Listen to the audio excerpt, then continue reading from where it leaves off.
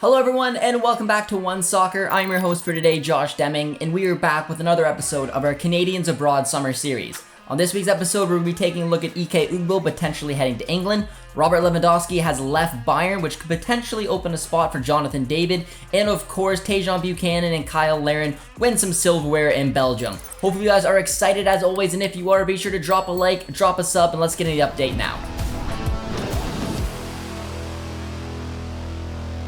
The Toronto FC overhaul is completely underway. Now, Bob Bradley is not afraid to make big changes. This is the same manager who shipped out Marc-Anthony Kaye from LAFC to the Colorado Rapids. He is not afraid to get his hands dirty in the transfer market, and this revelation is starting to come to fruition at TFC. Now, it helped when they already had Lorenzo Insigne coming in, but they figured out a way to bring in Federico Bernardeschi, and of course, getting Marc-Anthony Kaye in here, bringing a big Canadian national team star back home, back to his hometown. And it had me thinking to just kind of speculate to see what other transfers could happen for TFC, but specifically, what kind of moves could Bob Bradley do to bring in more Canadian men's national team players? Now, I'm just having some fun with this, but try to stay with me. Now, the first player we're going to be taking a look at is Samuel Adekubi. Now, Adekubi had a fantastic season in Turkey, and I think that he's got potential to be linked to a club like Galatasaray or Fenerbahce. But if those moves don't happen, maybe a return to the MLS could be on the cards. Now, I know it may be looked at as a step down, but the opportunity to join up with this TFC side could be interesting for him. Now, whether it's a back three or back four, I think Bob Bradley needs to strengthen that left-hand side. Adekubi could play as a left wing back or a left back, and imagine how much fun Adekubi would be able to join up with his TFC side, seeing Lorenzo Insigne in front of him, being able to have overlapping runs and chemistry down that left-hand side. Now, that's a big opportunity for a stylish player to come in and build some chemistry leading up to this World Cup, and of course, staying in your home country going into the 2026 one. Now, Adekubi's 27 is probably not that likely, but seeing someone like Marc-Anthony Kaye at the same age coming into this side, maybe it's an opportunity for another Canadian national team star to join up with TFC. Sticking with the left wing back / left back position, we're going to be taking a look at Raheem Edwards. Now, this transfer makes a lot more sense than the Adekubi one because he's already in the MLS. He's playing some fantastic football under Greg Vanney at LA Galaxy. He was one of the hottest left backs in the league at the beginning of the season. He's cooled off a little bit, but he does have a big connection to TFC, returning back home, similar to Marc-Anthony Kaye, and also the connection of returning up with Bob Bradley, where he played under Bob Bradley at LAFC. So this move could make a lot of sense, and Raheem Edwards playing in a back three, back four could be a big boost to TFC because that's a position I think that he could thrive under. And once again, having the opportunity to play with someone like Lorenzo Insigne directly in front of you if Insigne does indeed play from the left-hand side, bringing another player back home, Canadian national team star before the World Cup, back to TFC. I mean, it makes a lot of sense. A little bit more sense than the Adekubi one, but I like the Bob Bradley connection, similar to Marc-Anthony Kaye. I like the position. He can go up the pitch, left wing back, left back. This is a very interesting one. If they could snap him away at some point, that could be an interesting transfer for another Canadian to return home. Now, the next player we're going to be taking a look at is thinking way outside the box, and I need you to just stick with me. But imagine some type of Lucas Cavallini, Ayo Akinola swap deal. And I know it's much, okay? But it is a little bit interesting to think of. And now, Akinola has been linked to the Whitecaps before. A few months ago, he was potentially rumored to go there before eventually signing back up with TFC. He could potentially fit that 3-4-1-2 system playing alongside someone like Brian White. I think those two would really thrive off each other. I think Cavallini had a really poor start to his Whitecaps career. He's picked it up this season, but imagine someone with that focal point, that finishing ability, that player in the air playing in the middle between Federico Bernardeschi and Lorenzo Insigne. I think he could potentially tap into a player who hasn't really come to his full potential in the MLS. Will it happen? No, but my goal was to come up with Canadian men's national team stars that you could potentially bring to TFC, so this is my outside shot at bringing Cavallini here. Now we're rolling into the obvious picks, and the player we're going to be focusing on is Daniel Henry. We have a theme of former TFC players returning home with Kaye, Edwards. Now it's time for Daniel Henry. This one makes a lot of sense. Carlos Salcedo has moved on. He's back to Liga MX, which opens up a position in that back three, back four for a player with experience, who knows the club, who knows the city. Who better than Daniel Henry? He needs to find an MLS club before the World Cup. This is an opportunity for him to get fit, hopefully get some minutes. The whole thing makes sense, and I feel like if there's a scenario where he'll likely go in the MLS, I feel like it's TFC. He'll feel comfortable there. He'll probably be given an opportunity given the CB issue this year with TFC. So that one is pretty easy to explain and a lot easier than the other ones that I was trying to make circumstances fit for.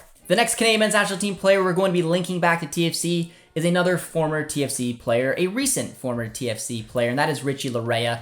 Now, he moved on over to Nottingham Forest. He's already being linked to some moves away. We've heard the Championship, Belgium, potentially Netherlands, and we even heard the MLS. The Caps and, of course, Dallas have been rumored around there. But if some specific trades have happened, because we don't know what's going to happen with Richie Ennin, his rights, some trades would have to take place to get him back to TFC. But he would be an interesting player to bring in. There's no doubt about it. TFC tried to make him the highest paid fullback in the league. He wanted to go follow his dream in Europe, and I absolutely respect that. But if TFC found a way to get him back home, I mean, he would blossom up that right back, left back, right wing back, left wing back, wherever it may be, having Federico Bernardeschi or Insigne playing in front of him, coming back home. That's the theme of apparently bringing back TFC players on this episode, but that is a very interesting thing that I think that Richie Ennin would potentially consider if we're able to pull it off, and would definitely help blossom TFC's side.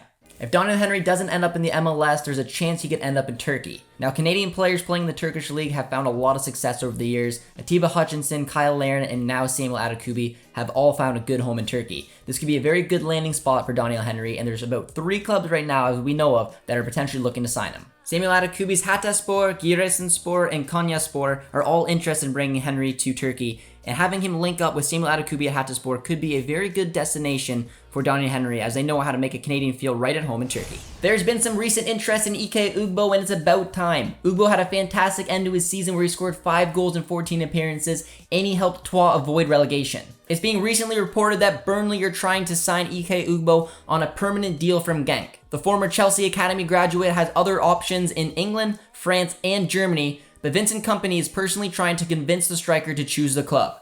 Burnley is an interesting project, and after seeing them get relegated from the Premier League, they're definitely going to be trying everything they can to get back up. Weghorst was a big purchase signing for them in January, and he's already been loaned out to Besiktas, so there is a potential opening for a striker spot. The Championship is a great league. Ike Ugbo, I think, would thrive there. Returning back England could be a good option for him, but as we know, the Championship could be grueling for him. It doesn't mean that it's going to work out, and I personally would like to see him potentially stay in a top 5 league. Now, it's interesting in that tweet that saw that there's interest in France, Germany, and England, so there could be some other options in England. I'm assuming the England interest would be in the Championship.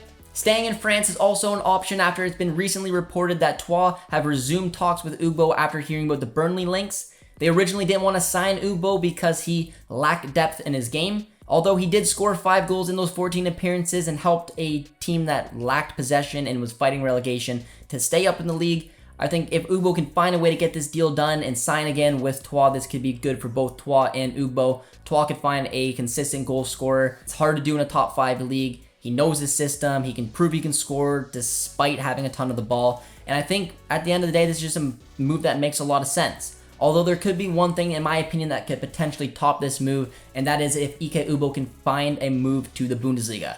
I think the Bundesliga is a fantastic league for North American players. You've seen so many US players find a success there. Pulisic, Gio Reyna, as well as, of course, Alphonso Davies. I think given the opportunity, there could be a club in the midway part of the table that could pick up Ugbo and find a lethal finisher.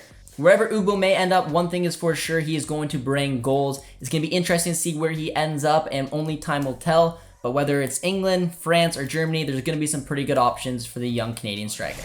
Club Brugge defeated Ghent over the weekend in the Belgian Super Cup, and with it, Tajon Buchanan and Kyle Larin took home their first piece of silverware of the season. Tajon Buchanan was originally supposed to start the match as Karl Hoefkens lined up in the same formation as Schroeder left off with, the 3-5-2 system.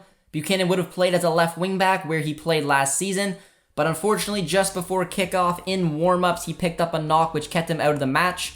There's no details quite yet of how long he may be out for, but we're hoping for a speedy recovery. However, later on in the match, a Canadian did feature, and that was Kyle Larin, who made his Club Brugge debut, getting substituted on in the 66th minute, going up front, playing in a front 2. Larin had a decent debut. He had some intelligent runs, had a couple poor touches, but at the end of the day, he did his job to help his side go on to win the cup. It wasn't easy for Club Brugge. They were definitely outplayed for portions of that second half, but they bunkered down, they played defensive, and they got the job done. It was great to see a couple of Canadians lift some silverware so early on to this season. I mean, it's the middle of July right now, and 2 Canadians have already got a title under their belt, which is pretty cool to see. We're wishing the best for Tejan. He's definitely going to have the opportunity to start a lot of games, but it does look like right now it will be as a wing back, whether it's a right wing back, left wing back. More than likely, that's where you're going to see Buchanan play. I would have liked to see a 4-4-2 system or a 4-3-3 from the eyes of a Canadian perspective, but right now it looks like he'll have a similar role to he did last season, playing a little bit deeper, but we know Buchanan can definitely be dangerous as a wing back. And for Kyle Larin, he needs to keep fighting his way to break into the starting 11. There's 2 striker positions up in the air. Lang has been linked for an exit as well, so there's opportunities for him. You know when Larin can find the back of the net, he will catch fire at some point this season, hopefully lock down a starting role. But ultimately, a great start to the season for Club Brugge. Bayern Munich have sold Robert Lewandowski. He's officially joined Barcelona, and as of right now, Bayern do not have a recognized number 9. They are targeting Harry Kane, but that won't happen until 2023. And I have my doubts that Kane will actually leave Tottenham.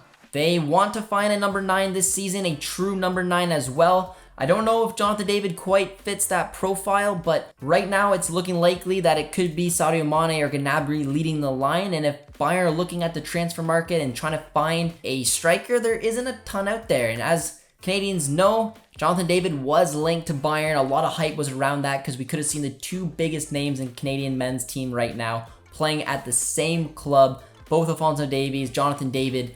And I think if Bayern go out there and shed that money, which they are not afraid to do, to bring in someone like Jonathan David, they could mold this player, go through the Bayern transition we've seen so many players do. Maybe take away a little bit of that streakiness we've seen with Jonathan David and make him a dominant striker in the Bundesliga. When push comes to shove, towards the end of this window, we may see some movement, but right now the rumors have really cooled around Jonathan David, but depending on what's out there, this may be something they circle back to because otherwise, for them, they just don't have a proper number 9. I think there's a lot that they can do with Jonathan David to help grow his game and help make him successful and Bayern successful this upcoming season. Stefan Mitrovic has found himself a new home. Over the past year, a bunch of clubs were interested in signing him. There was Leicester City, Club Brugge, Malmo, a few clubs that were looking at him, but he's decided to stay in Serbia and sign with Red Star. He'll be joining up with Canadian men's national team star Milan Borjan, and I think this is an absolutely fantastic move for Mitrovic. His breakout season happened in the last campaign. I think he's definitely deserved this type of move. I like the fact that he's staying in Serbia. I think this is a good stepping stone for him, moving to the best club in the league. See what you can do there, and then potentially look to branch out into another league, potentially the Netherlands, Belgium, or England.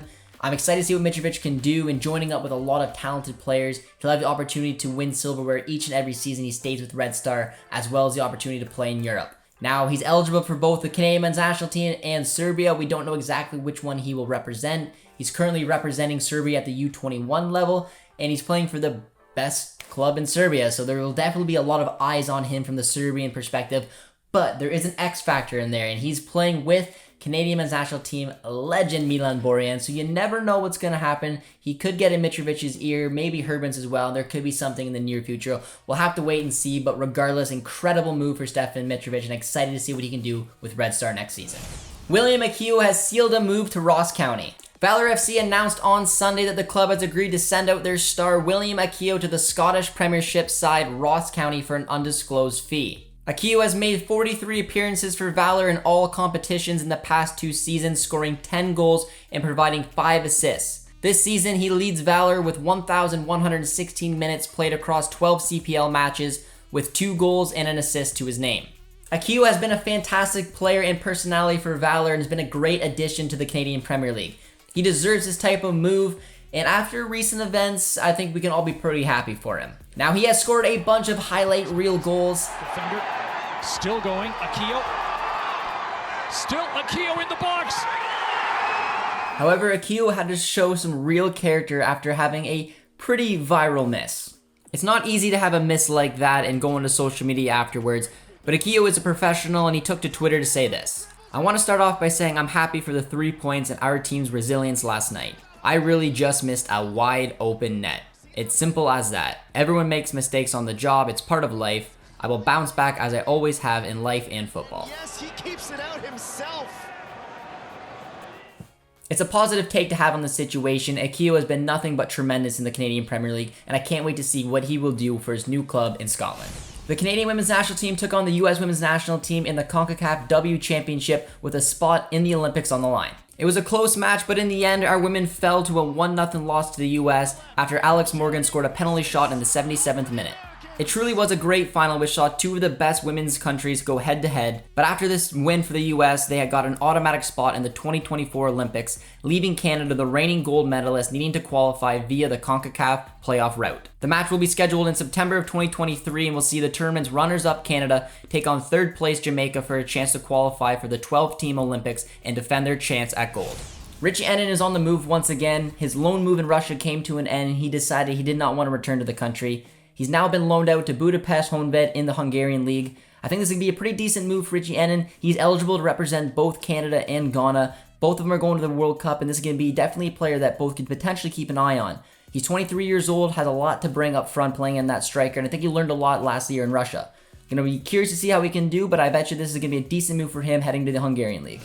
That brings us to an end of this edition of Canadians Abroad Summer Series. Hopefully you guys did enjoy it, and if you did, as always, be sure to drop a like, drop a sub as well, because if you guys didn't notice, we did hit 50,000 subscribers. We definitely want to thank you guys. This is a big goal for us. The next goal will be 100K. And as always, be sure to subscribe over to One Soccer for all the best Canadian soccer coverage. My name is Josh Deming. Thank you guys so much for tuning in. We'll see you next time. Cheers, friends.